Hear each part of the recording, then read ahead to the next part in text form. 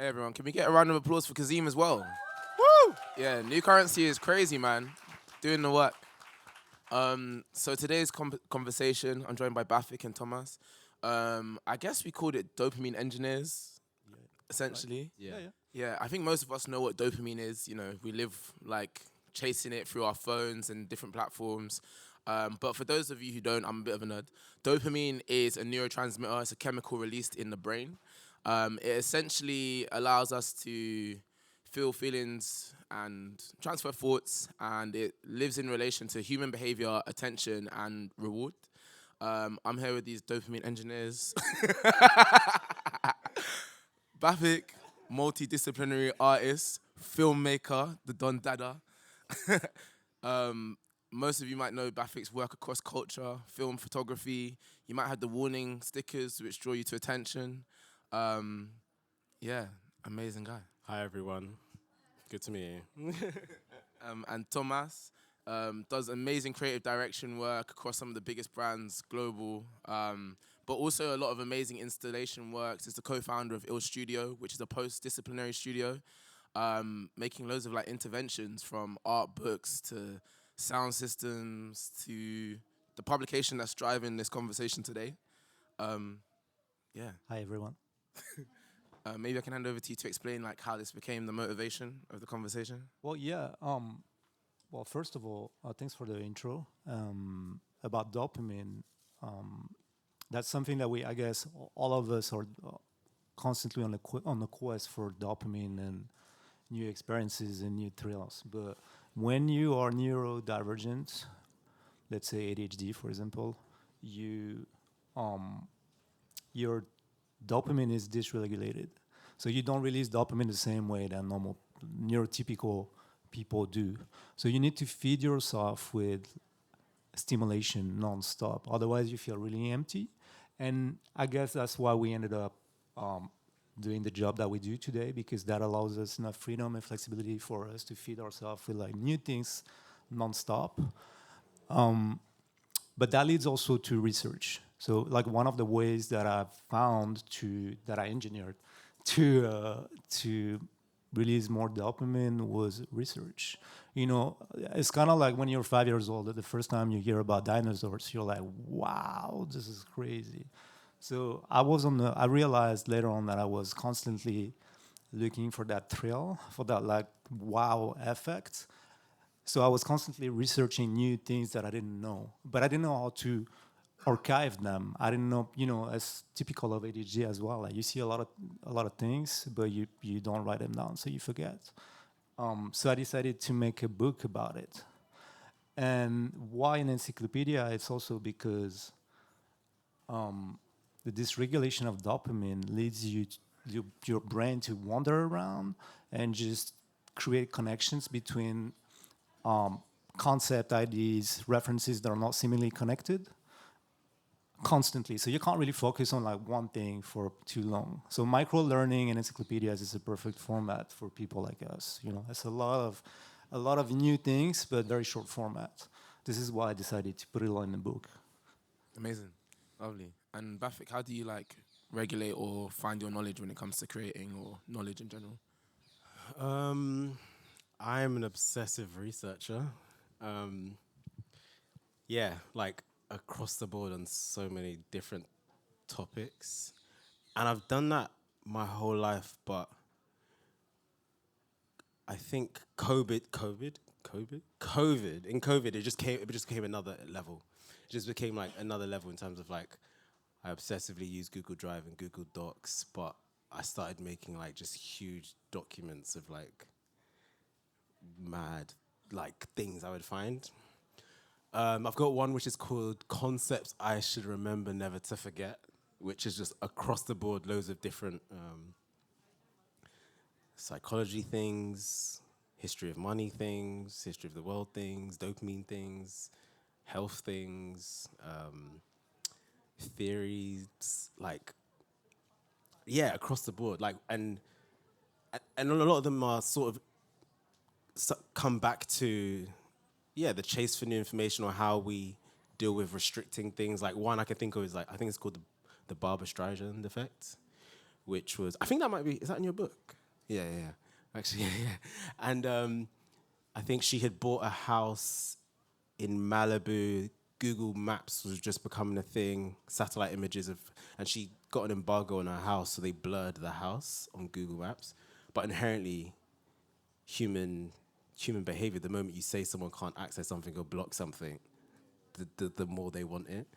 So yeah, it's blocked on Google Maps, you can't see it, and because of that, everyone was Googling Barbra Streisand's house, which made more people want to see it, and it's the only house on that in that area which is blurred, so you're like, that's the house.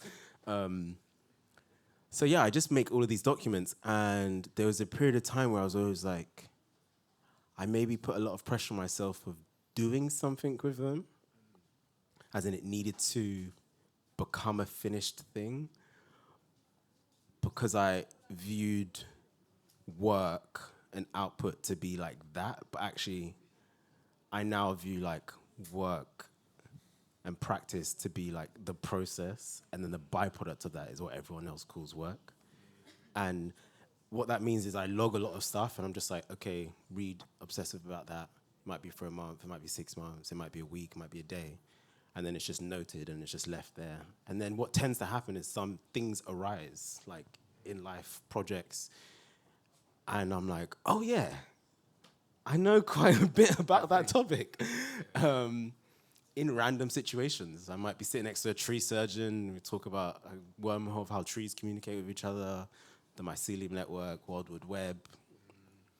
And then it becomes a point of reference to another topic, which is sort of connected in a weird way. So it's finding patterns in different places and being comfortable enough to spend time reading into a topic and just leave it there, because I know I'm going to get back to it again. And then when it combines, it just compounds. The learning is compound. So yeah, and I guess that's a big thing about the like how we develop our learning with this conversation, because all three of us have ADHD. Yeah. So it's like most of the systems that we've learned from and grown with were not made for us, kind of thing. Yeah. I wonder, how do both of you kind of like create that space for you to learn, to archive, to just generate that knowledge or the work or the process? First of all, in my case, I didn't have the choice. It was that, or it's like pushing a square in a circle. This just doesn't work, So I think we had this conversation already the other day, but like to me, unlearning was more important than learning.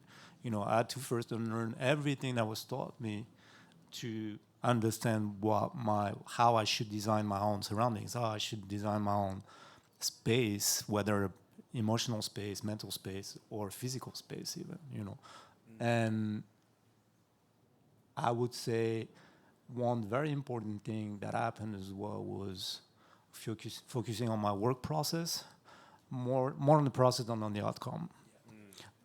The outcome does matter, of course, but in my case, the process is what's interesting. And this is a project about my process, not about anything else, really.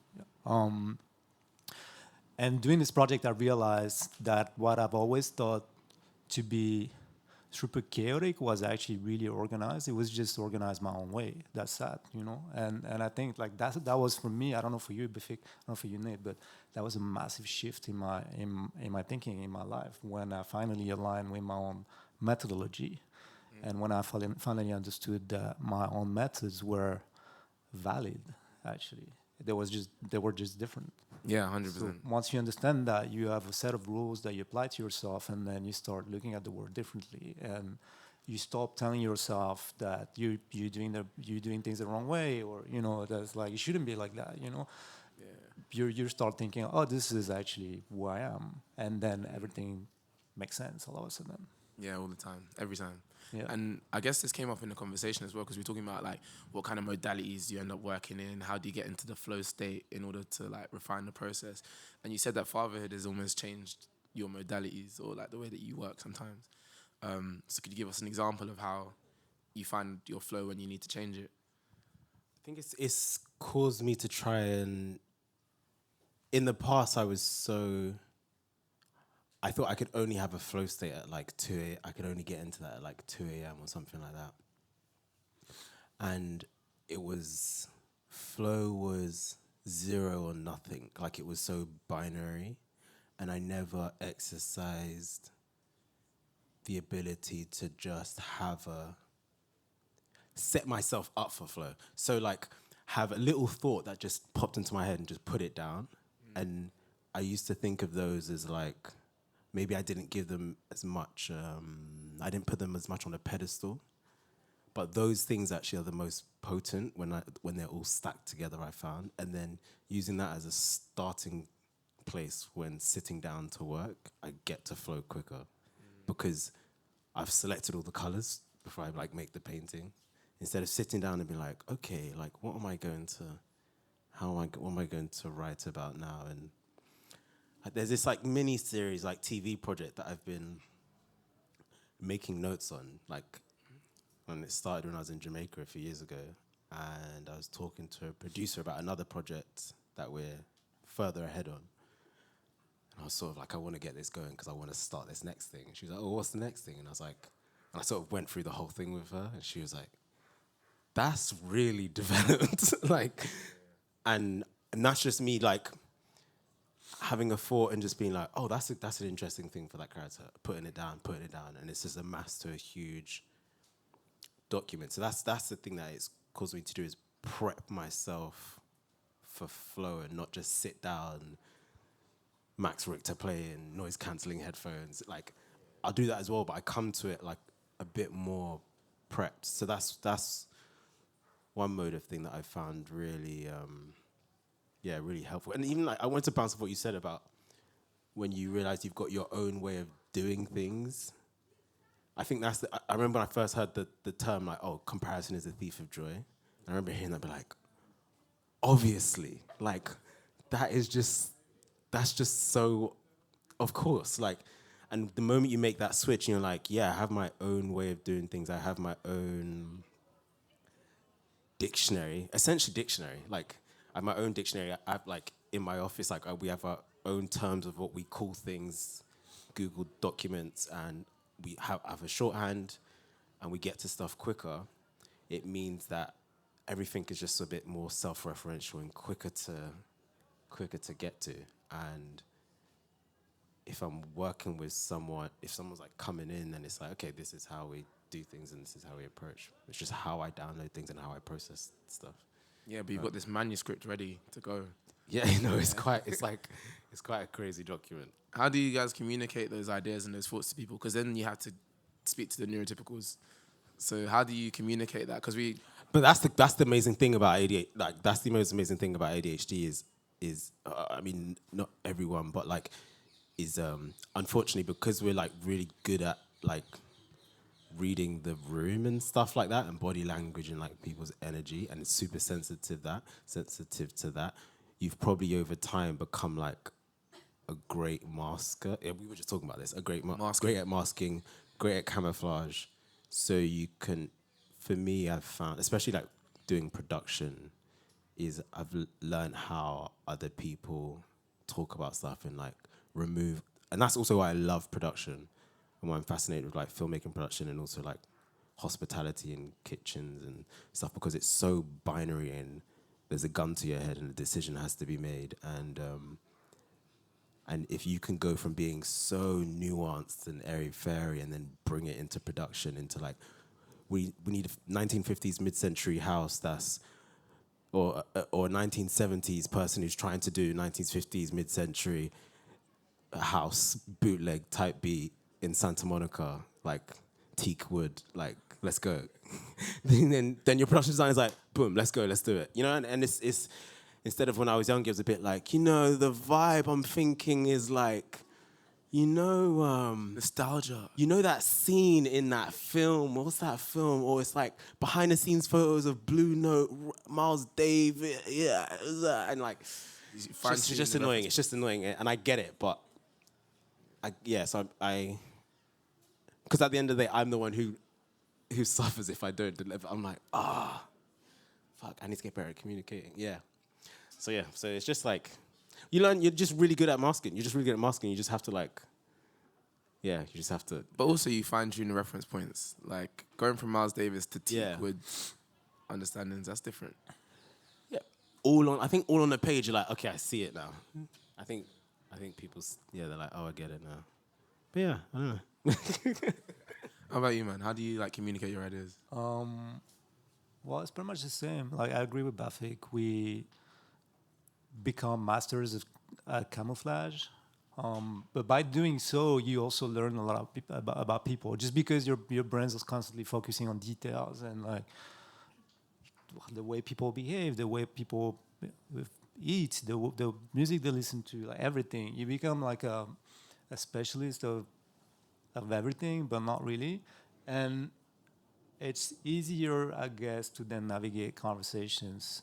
You can easily identify, the person you're talking to and bring up the right references and, talk with the. So basically, I think my thing would be I don't compromise my vision. I don't compromise what I want to say. I adjust my language so it's being understood the best way possible. That's my way of doing this. It's the same message to everybody, but I adapt the language according to whoever is in front of me. So I make sure we share the same references and we understand each other. Yeah, I really value working with people and having the thread of social content you send. That makes sense. After you've come to the point of being like, this is what we need to make, then you start sending references for how things visually appear. Yeah.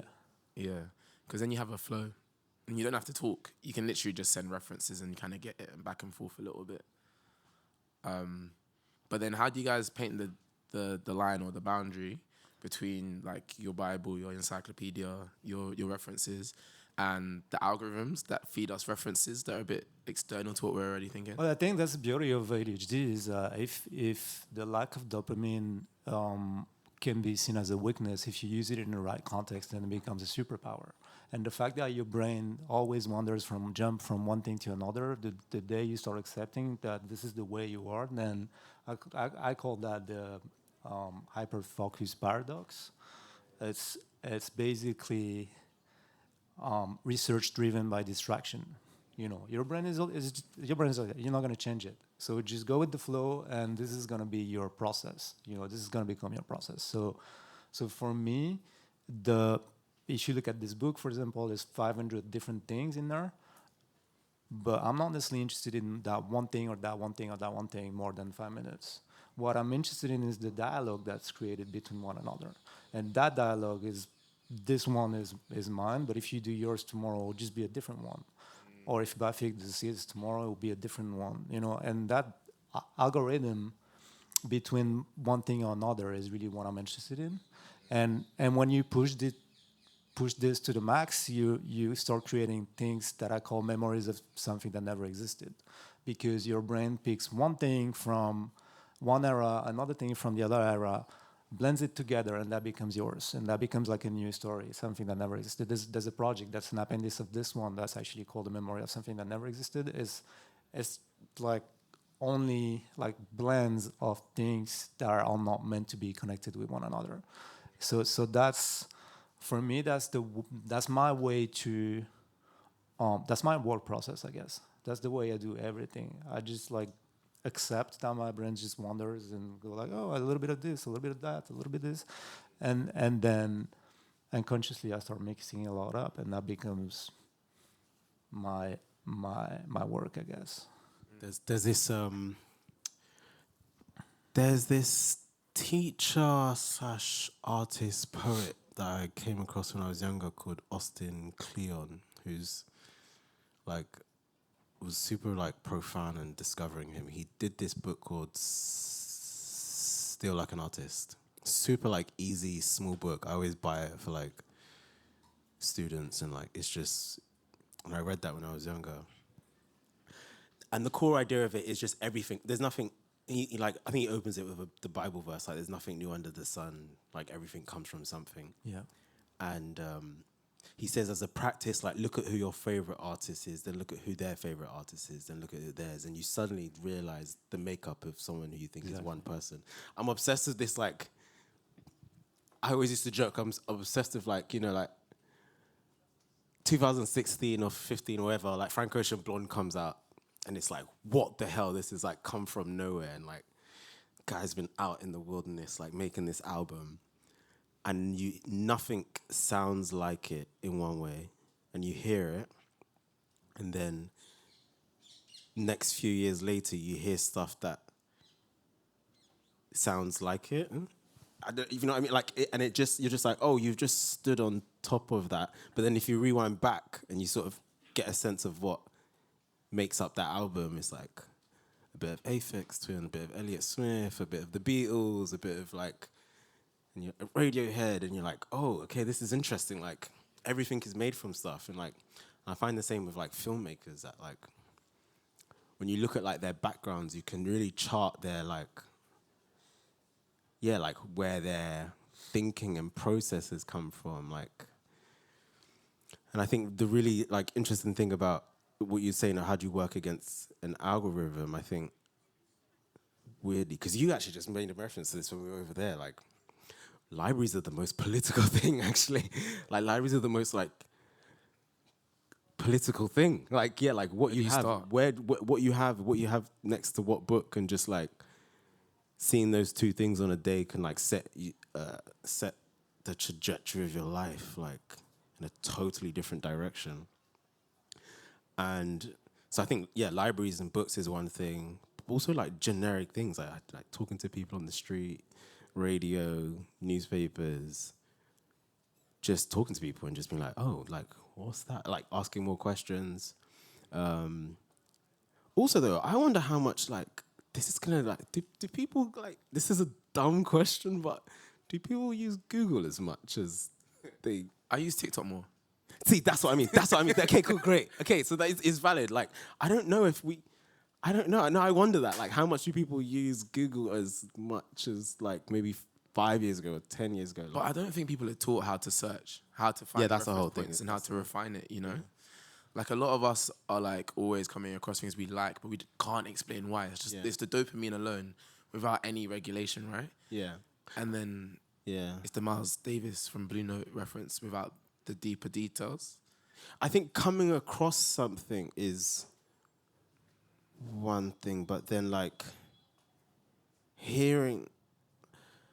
Yeah, I think when you're fed an image and then you're like, oh, that's good, and it's like screenshot, save is one thing. But I'm talking about when someone, like, if someone just says a phrase and you're like, I was talking to someone and then suddenly we were talking about Carl Jung and synchronicity, and like, I was like, and he was telling me about that, and I was like, oh, fuck, that sounds like this thing that I read some time ago. And, like, and then I logged it and started researching into him and like the shadow and all of that stuff. And I'm like, oh, this is really, okay, this is something to think about. This is a good character like idea. And I just think there's something about being fed an image that you're like, in our bubble, like we've all seen, sometimes with your closest friends, you don't even need to send the meme, like they've seen it. Like you don't even need to send the video, they've seen it. Like, and I'm more like when you see something like, when you see something like just out in the world that's like not connected to a algorithm like engine, I'm also not anti it because I think I've trained mine very well. Like it's provided me with a lot of interesting things. But when you see stuff in the world and then you're like, then you fall down the wormhole, you're like, I'm going to go search more about that.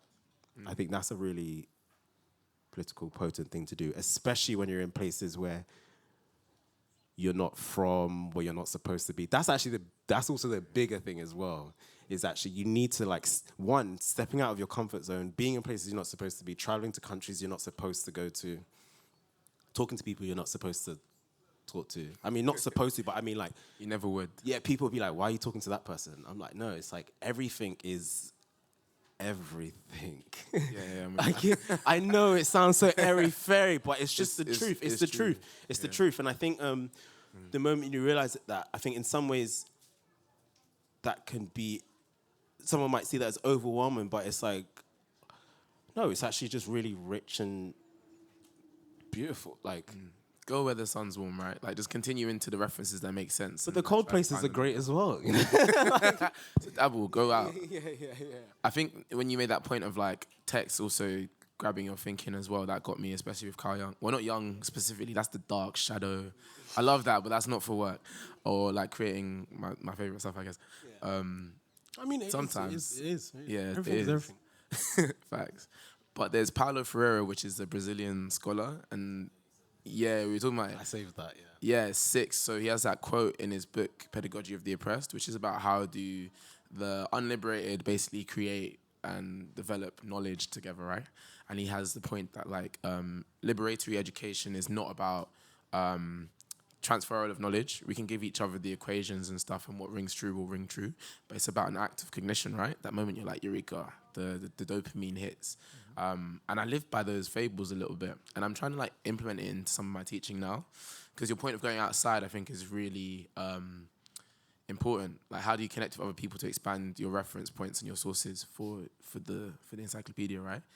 And I think that's maybe a good tangent to talk about communities of destiny, which you said is like an inspiration behind the book as well. How do you find those places, and how do you generate new things with people? Well, what I call communities of destiny is there's a lot of people in our circle, for example, like within whatever, how we call it, like fashion or art, whatever we call it. A lot of people are thinking the same or have the same sort of vision because not because of being creative, but because of like the trajectory that they chose. If the world's not designed for you, you're gonna have to design your own world, right? So if you don't fit within the academic, let's say, traditional world, you doesn't take alternative trajectories. And people who take alternative trajectories converge towards the same things. So within the creative, music, fashion, whatever industry, there are a lot of people who are actually neurodivergent because those people didn't fit in at school or in any like sort of like super scholar rigid format. So they had to improvise another way. But it's the same in prison in France. For example, 25% of prisoners in France have been diagnosed with neurodivergence. That's when the superpower turns against you, I guess. But it's the same exact logic. And I call these communities of destiny. Like if we here actually talking together today, that's community of destiny. We converge towards the same point because we share the same way of seeing the world. You know. And find beauty in the differences, I guess. I'm sorry. Find beauty in the differences between the way we see the world. Yeah, definitely. Yeah. Yeah, I do like a workshop. So I teach like cultural programming at UAL, and we always do a workshop to open it, where we get everyone to just paint out reference points in cultural programming, things they think that are really interesting. Yeah. And then there will always be a little tension because someone's thinking something different. And then we try to cluster it and work out and define what those different bubbles are, so we can be like, oh, that's how we like come together and work out where the convergence like makes sense and how we can make it make more sense. Yeah, I mean, we said that the other day. Like, there's not such a like this. That's a great feeling to talk to somebody and be like, yeah, same. You know, I like we're the same. That's such a because when you grow up thinking differently, it could be a struggle as well. You know, for a long time you're like, yeah, why it feels different? I don't understand why I feel different. I don't understand why I don't fit in. Especially if you grow up in environments that are not necessarily aligning to like this type of freedom or flexibility. You know, so but there's also one other thing that I wanted to talk about when after Bafic was talking about the references earlier. I think there's something that a lot of people with neurodivergences lean more towards to is that if you're creative, you have two options. You can whether design the speaker, which if you are ADHD is very difficult because you have to focus a lot on and spend a lot of energy and time on that one thing, or you can imagine everything that's around it. And that's super ADHD friendly because you can be like, yeah, let's put pink windows and wooden structure and wooden chairs and this and that. And that has become our job, literally. My job is contextualizing things. My job is imagine the context around things. You know, like the jacket that I wear today, if you wear it, it's a different jacket because you're a different person, right? And that's the same with everything around us. That coffee cup right here is the way I look at it is not the same way you look at it because of our background, because of our language, because of our, what we ate last night, the music we listened to, everything. And I think that's fascinating because when you understand that you don't necessarily need that one skill. That's why I love talking about post-disciplinary versus multidisciplinary. It's like post-disciplinary. It's like I don't have any skills. I don't know what to like. I didn't go to school anyway, you know. So, but I can imagine everything. That's because of ADHD making you that person who analyzes everything. It's very natural. It comes very naturally for people like us to design surroundings, contextualize things. Yeah, and it's really important to be a beginner at everything, right? And to be curious. Yeah, I mean, curiosity is a muscle for sure. You know, you've got to train your brain, and it's like going to the gym every day. You've got to, once you understand how your brain works, then you've got to practice and practice and practice and practice and practice again. You know, and we all have like different skills to do that. We all have different techniques to remember and to, you know, to archive our thoughts and develop ideas. But once you crack your own methodology, then everything becomes Crystal clear. crystal Where do you clear. both where when do you know that you're satisfied? Never, I think. Yeah, never. And okay, so is that a target that's always Escaping. yeah, like okay, I think for me, I for a long time I thought that was a thing that I was going towards, like this like utopian play, like this Yeah. fixed project by project, and then I realized that one, obviously, there's a whole thing. Oh, it's not the destination; it's the journey. Like, which I agree with. But I realize actually that it's in how you do all the little, it's all the little tasks like that come together, which make it. Yeah, I'm still trying to work on how to like- gamify life, like so that it can have a structure to get done. Yeah. And I guess that's in the methodology. I guess I'm a bit like you, where I have like reminders on my phone, and I've got a little widget now, and I have like one that's to center myself, one that's for work, one that's like really like crucial, like things I need to do right now. I like to tick them off a little bit, or like, you know, I can tell Siri, oh, set me a reminder to do this at this time. And I think time is my other thing. I've never had enough time for anything. So I think time's like really useful.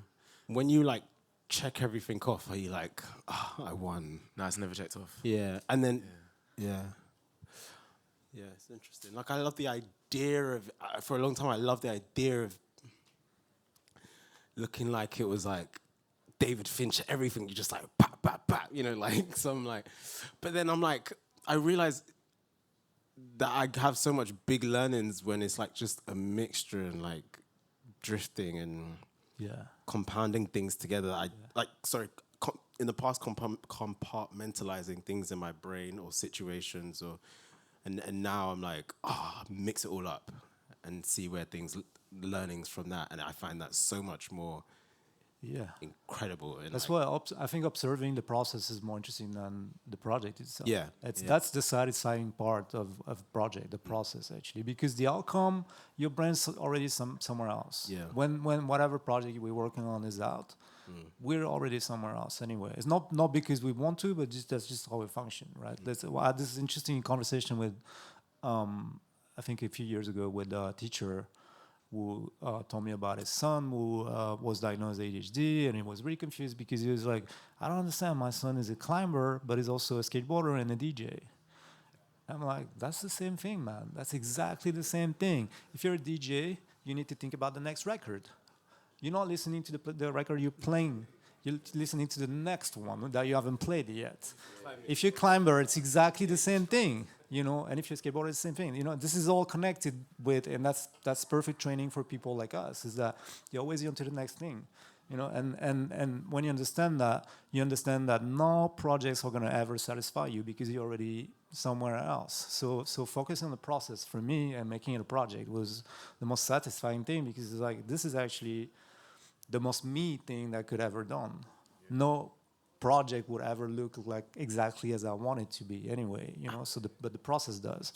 how do you find it where? Okay, so that energy, we understand it to be, is you are covering a lot of surface ground, and I find that, let's say that mini-series idea, I'm covering a lot of surface ground, like, oh, this over there, this over there, this over there, and then there's going to be a time where I'm going to take all of those things. I think a lot about those pigs who bury for truffles. like, and you're like, now we're going in vertically. We've covered a lot of horizontal, like, this over this, and now we're going to take all of that laser and very focus on that one thing. Yes, yes, yeah. So when do you, when are you, because I think that's an important thing, because I think the way it looks and sounds is like it's just constantly this and that, but I do think then stuff happens and there's a period of time where we end up being like, oh, That's a rabbit hole I want to. the last 15 jump years has been all these learnings to then put into this thing, and then it all those learnings compound Yeah. into a. But being ADHD is being T-shaped generally, right? I feel like the Yes. knowledge Oh, is like fuck. the beginning, and then you deep dive on Yeah, different yeah, things, yeah. which is why both your practices are really interesting, because I feel like you deep dive visuals, but you really deep dive like installation and like form, which I think is super just dope. Like being able to like find those moments. That's in the T-shape. Yeah. Well, I guess you can deep dive. That's what I call the research driven by distraction. You can deep dive into a lot of things at the same time. So this is what this project is about. It's a deep dive into how to actually combine it all together to make furniture, to make music, to make video installations, to make books, to make talks, whatever it is. It's again the dialogue between all these things that make your ID. You know, and it's like the algorithm that like put all these things in that order. That's only sinful to you. Like this book only makes sense to me. That's it. I understand the language. I understand the dialogue between all these different things, but it's very abstract for anybody else. And I think that's the deep dive that I'm leaning more towards. Like, okay, there's all these things. What do I do with all these things at the same time? Like, how do I create like a language out of it? How do I create like something that makes sense, at least to me, out of this? And then sometimes, yes, there are like a few things where you're gonna deep dive into because they, I guess, attract you more. Like I couldn't say why, but there are some of these things in this book or in life where I'm like become a expert for like a year. I'm gonna be obsessed with that one thing because I guess also it's a way for you to try to stay away from the like non-stop jumping from one thing to another thing. Like sometimes you're gonna just laser focus on that one thing, and that's a comfort zone for you. There's like, ooh, I feel good. I can finally focus on that one thing without thinking about a million things at the same time. What's the one thing for you both right now that you're deep diving in that you want to share with people? Like what project or object, idea?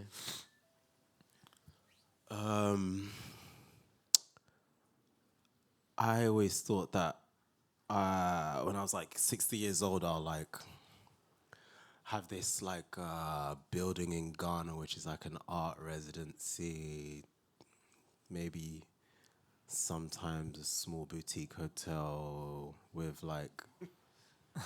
I always kept on thinking like, where's the space in which, if someone wanted to write a film or work on a book project, they would come to, and it was up to the same level of like the first Aman, and like I started reading a lot into the CEO, the guy who founded Four Seasons, and his story, and the story of Ritz and Savoy, a lot of hotel stuff, and became really interested with it. And I was talking to someone about it, and they were like, why when you're 60? This person really sort of put a battery in my back, and like, I was like, fuck, yeah, you're right. So I've been doing a lot of research on that, and I'm going to Ghana in the end of October, trying to figure that project out and how I can make it happen, and funding and stuff like that.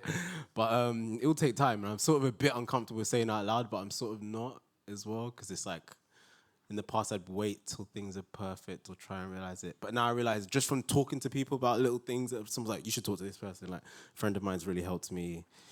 Yeah, so I'm doing a lot of like, I'm going to Ghana and trying to figure out this project, which is like a long-term thing, and going to do an artist research trip in January. And again, it's like back to that thing of like, design that speaker, and then instead you're like, oh, do you know what? I was thinking about this speaker, but the speaker in the space, the acoustics, the reverb. There's that book I read about sound hitting walls and like, okay, wabi-sabi proportions. Like, okay, the height. What's the optimum height for a speaker?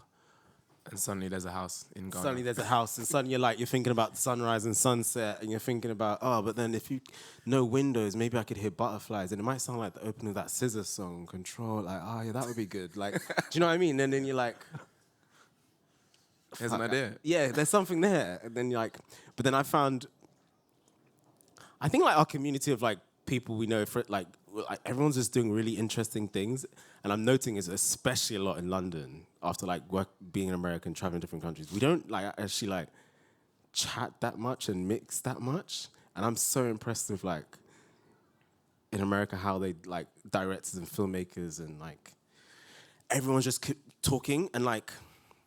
So I'm just like pestering people now. I'm just like, oh, you're struggling with this thing. Like, do you chat to so-and-so? You need to talk to so-and-so. Like, oh, they went through that 4 years ago. You should talk to them. Because you'll just compound their learnings. And like, so that's something that I'm like aggressively being annoying with like my peers. Like, you need to talk to this person. But it's because there's not a lot of spaces. I'm thinking about that a lot right now. So my idea right now is like, how do you create that knowledge exchange salon? So when they do like 6 people at a time just coming together and everyone presents a piece of knowledge. And we just find a nice way to archive it in that moment so it can become whatever artifact it needs to after. But I think it is just like, how do you create the spaces for it? I think you think of the... I'm obsessed, sorry to go off, I'm obsessed with this sort of like MVP, it's like a tech business term, MVP, minimal viable products. You know, Uber's whole thing was they want to eliminate drivers and their actual goal is to have an autonomous taxi rank. They spend all this money, they can't do that. So the MVP of that is what we know as Uber. Drivers, everyone gets in the car, so like the minimum viable product of that is it's like, where's the spaces? Actually, the easiest, cheapest way to start that is sliding in people's DMs. Yo, I'm a fan of you. I like what you do. I came across there's this, I can't remember his name, but there's an NFL guy, ex-NFL player who designs amazing furniture. Who I just came across. Yeah, it was in Venice. Tall. Yeah, I'm like, what the hell? Like, it's really incredible. And then I noticed he follows me, and I just messaged him like, yo, your stuff is sick. And like, we just talk, and I'm like, I want to introduce you. You should meet this furniture designer. Like, and I realized like, I look at everyone who, like, the older lot who I like came under, and like, and I realized that's what V was like. We first met 2018, Virgil's office at LV. That's how we first met. There's so many people, and I noticed that. I'm watching all of them. I'm like, oh, these lot are just peers. They all just came up together, like, and that's how an ecosystem. That's how a forest stays doing its thing, because it's like everything is everything. The mushrooms is important as the mycelium, important as the leaves, important as an earthquake at times. Like, all these things are important, and we have to collectively foster that, and that is by talking to each other, telling each other if we've annoyed each other, because it's in everyone's resolution is big. Yeah, it's in everyone's best interest that we make fucking undeniable sick shit. Amazing. Yeah. So yeah. We've got a cut, so I'm like, the last question is, what project right now is like fueled by your dopamine that you're really excited about, or that you've made in the past? I'm thinking a lot about that idea that I explained earlier, a memory of something that never existed. That's something that lives and sleeps with me all the time, because I guess one day somebody asked me how to describe ADHD, like very basic, like how does it feel? And in my head, I said it feels like DJ Screw and Pasolini are discussing modernism in Cairo. It's like all these different things that are not meant to coexist do coexist in my head. And I love that idea of building memories that never existed. I love that idea of building thoughts that are not meant to exist by colliding things that are not meant to coexist. So I've been obsessed lately with how to push that idea further and create more memories of things that never existed. So I'm working a lot on how to create that. through objects, through sound, through installations and videos and all sorts of different things. Amazing, man. Thank you. Thank you both. Can we get a round of applause? Thank you. Gonna have him back to Kazim. Check. All right, thank you so much. that was crazy. Sorry. That sounded like he was about to give off the craziest 16 bars. Yo, check. Yo, give it up for Bafic, Nate, and Tomas, please. All right, this is New Currency, Serpentine Pavilion.